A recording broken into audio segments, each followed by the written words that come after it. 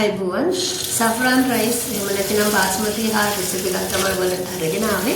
හරිම ලේසියෙන් හදාගන්න පුළුවන් මේ විදිහට. මේ තියෙන්නේ හාල් ටික විනාඩි 30ක් විතර පොගවන්න අපි සෝද ගන්නවා. පස් වතාවක් විතර හොදගෙන විනාඩි 30ක් විතර පැත්තකින් තියලා පොගවගත්තු හාල් ටික වතුර ටිකක් හොඳින් උණු කරලා අපි ඒකට cooking oil ඒකට corn oil තමයි මම එකතු කරේ. රසයන් ලුණු එකතු කරලා හොඳින් නටවගත්තු වතුරයකට बासमती हार्ट ටික එකතු කරලා හොඳින් තඹ ගන්නවා. හොඳින් කිව්වට මේක 175ක් වගේ ප්‍රමාණයකට තමයි තඹ ගන්න ඕන. මොකද තවත් විනාඩි 10ක් විතර අඩු ගින්දරේ මේක තැම්බෙන නිසා පොඩක් හයිය ගතියක තියෙනකොට තමයි මේ හාල් ටික තඹ ගන්න ඕනේ. විනාඩි 10ක් වගේ 8ක් වගේ කාලයක් තමයි ගත වෙන්නේ. ඔන්න මෙන්න මේ විදිහට තමයි හාල් ටික මම තඹ ගන්නෙ. මේක සෆ්රාන් රයිස් එකක් කියන්න පුළුවන්. මොකද සෆ්රාන් එකතු කරලා තමයි මල් ටික වගේ බත් ටික ලස්සනට වෙනම ගන්න පුළුවන් විදියට හදා ගන්න පුළුවන් මේ වගේ. ඔන්න දැන් තඹගෙන ඉවරයි. ඊට පස්සේ මම මෙන්න මේ වගේ පෙරණ එකක් එකතු කරලා මේක බත් පෙරණ එකක් තියලා දැන් මේ 175ක විතර ප්‍රමාණකින් ඒ කියන්නේ ගොඩක්ම බෙරි වෙලා නැහැ. ටිකක් හයියට තියෙද්දි ටිකක් වතුරක් තියෙනකොට මේ බත් ටික මම පෙරා ගන්නවා. පෙරාගෙන නැවත ඒ වාදනයටම එකතු කරනවා. ඉතින් මම ඉක්මනින් කියාගෙන යන්නම් පුංචි වීඩියෝ එකක් අරගෙන ආවේ. ගොඩක් එඩිටින් නැහැ. අකුරු ලියන්නෙත් නැහැ. සිංහලෙන් ගොල්ලන්ට කතා කරලා විස්තරය දෙන්නේ.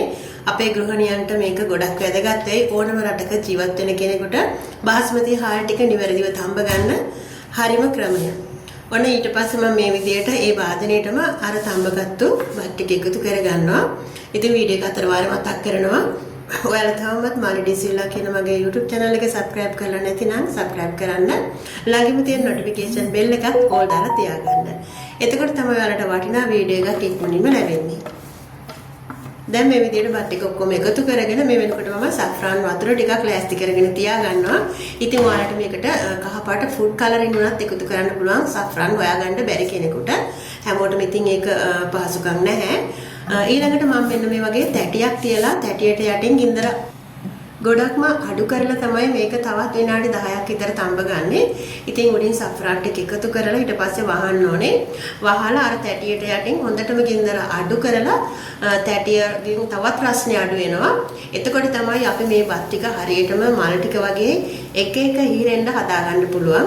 නැතිනම් අර වතුර පෙරනකොට මේකේ තියෙන ඉටි ගතියත් අයින් වෙලා හොඳ ලස්සන බත් එකක් හදාගන්න පුළුවන්. ඉතින් ඔයාලා try කරන්න.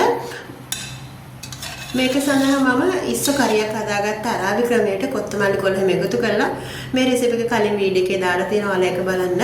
ඉතින් ෆ්‍රෙෂ් කොත්තමල්ලි කොළ එකතු කරලා මේකට ගොඩක්ම ගැලපෙනවා මේ බත් එකට. ඒ වගේම එළවලු ටිකක් කපලා එකතු කරගෙන තියෙනවා අවසානට.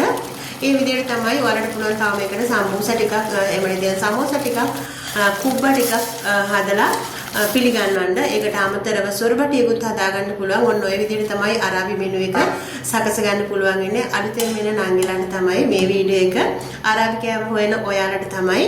ඉතින් මෙන්න මේ තියෙන්නේ ගොඩක් සොෆ්ට් එකට හදාගත්තු සෆ්රාන් රයිස් එක. ඒක සම්පූර්ණයෙන්ම රස් සෆ්‍රාන් කරලා නැහැ මම. භාගයක් සුදු පාටට තියෙනකොට තමයි ගොඩක්ම ලස්සන හැමෝටම කන්න ආස හිතෙන විදිය බත් එකක් මේක. මේ තියෙන්නේ මල් ටික වගේ වෙනම බත් ටික හැලෙනවා. ගොඩක්ම සොෆ්ට් එකට තියෙනවා මේ විදිහට හදාගත්තම. ඒකම මේ තියෙන්නේ මම හදාගත්තු අරාබි ඉස්ස කරි එක. ඒ වගේම මම මේකට එළවලු කපල එකතු කරගෙන තියෙනවා. ඔයාලට පුළුවන් මේකට සමෝසා ටිකක් එහෙම නැතිනම් සුප් ටිකක් තව එකතු කරගන්න මේ මෙනු එකට. ඉතින් ගොඩක් ස්තුතියි රැඳී සිටියට. ඔයාලගේ අරාබි ආහාර වේලට මේ වගේ රෙසිපි එකක් හදලා පිළිගන්නන්න.